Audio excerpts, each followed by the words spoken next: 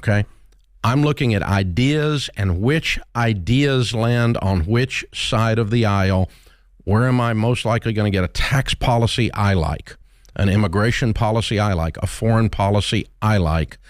Where am I most likely to get a gun policy I like, a climate change policy I like, a woke policy I like, that I agree with? Where am I most likely to get that? And I can check those boxes very clearly, very quickly on these two candidates. So I'm going to tell you, I'm voting for Donald Trump, not because I'm voting for Donald Trump. Are we going here? That's okay. But because I check those boxes, and more of those are on that side than on the other side. Some of you are never going to listen to me again after this. That's okay. I can deal with that.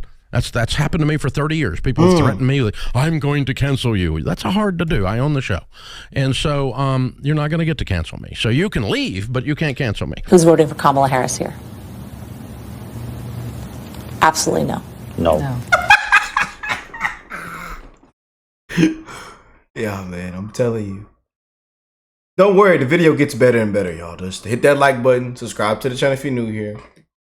But everything we've seen this election, you know, this year, these past couple of years, if it's not too big to Rick, if Trump doesn't win this, y'all, we know the fix is in, man.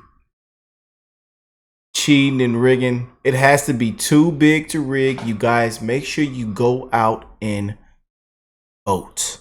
Go out and vote, man. I know some of y'all have already sent me pictures, videos, you know, send me amazing emails about voting. I mean, but make sure you go out and vote. We have to do our part, man. We have to do our part. I know y'all see the polls. Y'all see what everybody is saying. You see the betting market. You see everything. But go out and vote. But this is embarrassing. MSNBC, all I can tell you is, what did you expect? CNN, ABC, CBS, the whole alphabet order, the whole woke media, fake news, the enemy of the people. What did you expect? Go back and roll that back. Who's voting for Kamala Harris here? Absolutely no. Well, he started smiling.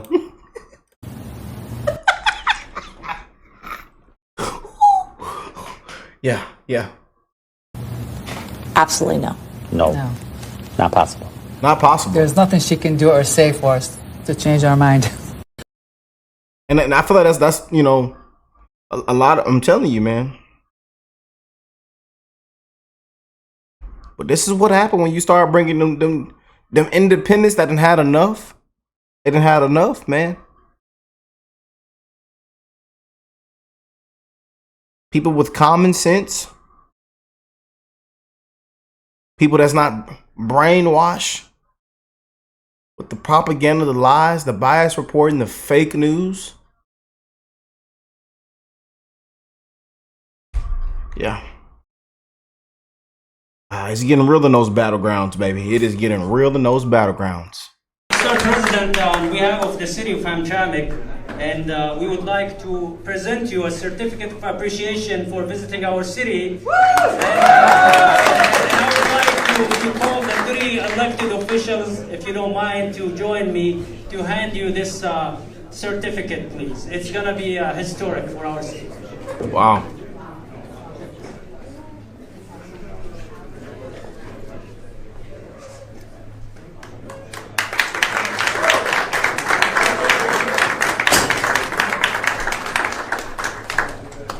Listen, we never had ourselves with a lead in this race. We started this campaign when Kamala Harris became the nominee 6, 7 points down in every battleground state. Yeah, they know it's over. They know it's over, y'all.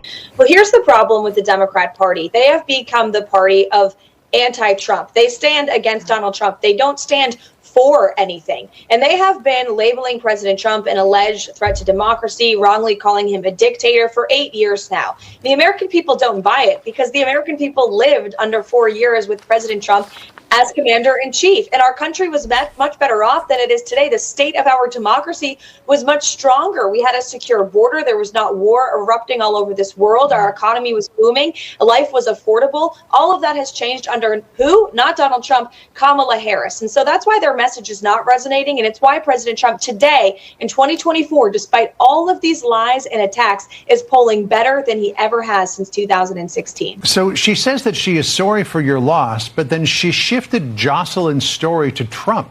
What do you think about that?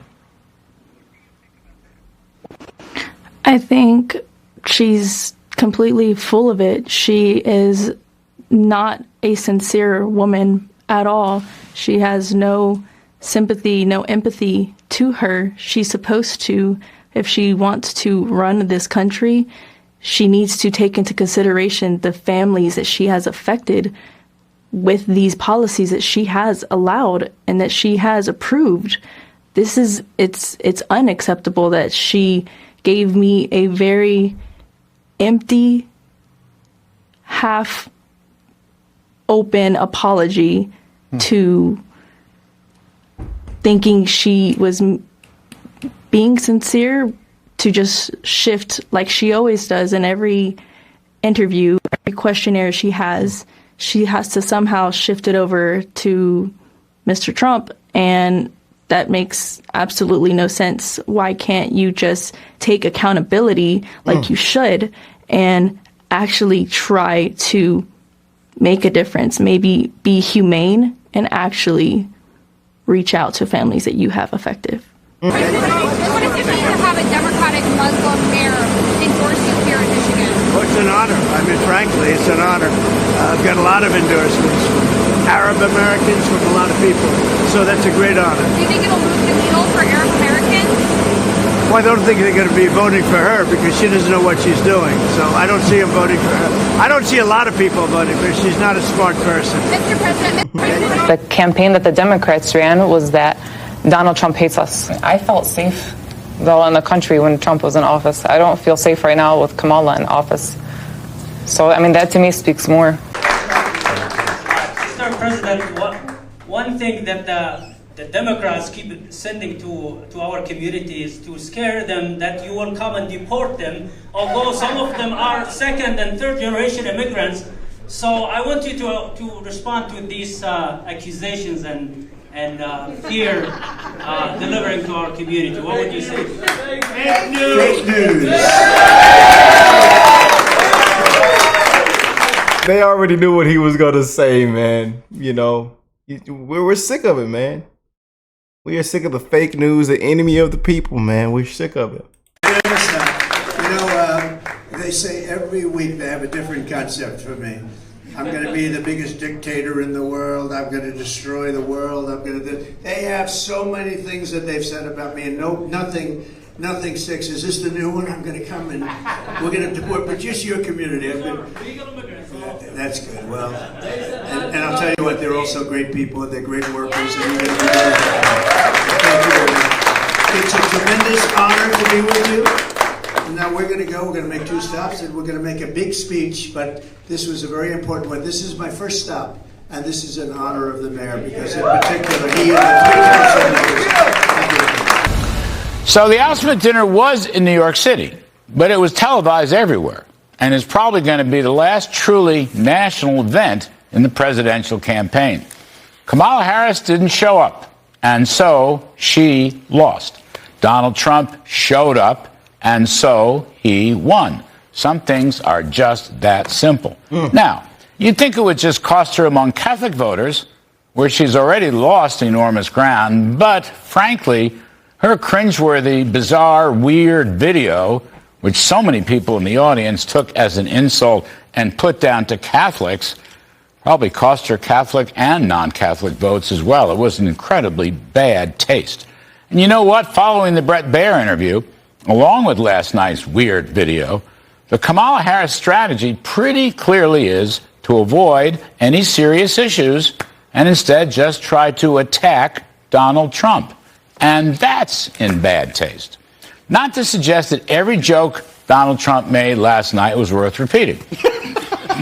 but a rowdy crowd. But he did have a couple that were genuinely funny singers, including one of my favorites, that Tim Walz wasn't there, but he's going to tell people he was.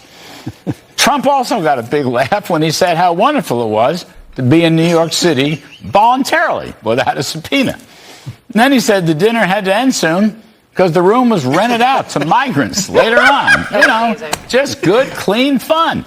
But Trump was relaxed, clearly in a good space. He wasn't able to use a teleprompter, but he read very, very well from his notes. Early the next morning, he looked equally relaxed and at ease, appearing on the popular show Fox and Friends. Before the Al Smith dinner, by the way, he visited a barber shop in the Bronx and shared common experiences with that group. Finally, he took a bunch of questions on the tarmac as he flew out this morning to Detroit for more campaigning. Kamala Harris's people are saying he's not appearing before the media. Really? That's nuts. He's everywhere. And they're saying check his cholesterol level, his medical reports. And he's doing more than all of them combined. Questions and showing his high content message for the future of America. Okay, he's talking issues. He's talking economy, border, crime, energy, inflation, Elon Musk and deregulation to shrink the government. He's talking tax cuts. He's talking tariffs to protect America from unfair trading practices by our competitors. Now, let's stop there for a moment. EU tariffs, Europe, are 50% higher than the United States. China tariffs are more than twice as high as the United States. Brazil tariffs are 3.5 times as high. India tariffs are over 5 times as high. And these are all big trading partners with the U.S. And that great tariff policeman in the sky called the WTO, World Trade Organization, permits these countries to get away with it. So let me just say, the time is long past in American politics where the U.S. can just stand by and do nothing while our foreign competitors and adversaries rip us off. A recent Bloomberg poll shows swing state voters support Trump's tariffs by a 24-point majority. And let me say, actually, as a tough tariff negotiator like Trump will actually lead to freer and fairer trade. That's reciprocity. In other words, you reduce your tariffs, we'll reduce ours. Even though liberal economists don't understand this yet, so what? Not only this, companies and investors all over the world will come here to avoid the tariffs and to take advantage of Mr. Trump's big tax cuts and his deregulation and his cheaper energy and his stable king dollar. Trump's trade strategy is not only to win the global war for business, but also to start up new job-creating factories. So, let me repeat. Reciprocity is the new free trade. Trump said it in Chicago, and he'll keep on saying it. Now, he didn't talk about tariffs at the Al Smith dinner last night, but he did talk about God's providence and divine mercy that has kept him alive. Yes. And that's why he won the night and the day after, looking and acting very much like a winner. Amen. Too big to rig. Prayers for Trump, you guys. Prayers for America. His team, his campaign. Prayers to you guys and your family. Let's go out and win this thing, y'all. Go out and vote. Too big to rig, man. One love to the human race. I love you guys, man. Thank y'all for checking out this amazing video that we put together. We're going to continue to put together amazing videos, drop amazing videos every single day. Especially these next 2 weeks, man. It has to be too big to rig, y'all. And I will catch you beautiful people in the next one. Peace and love, y'all.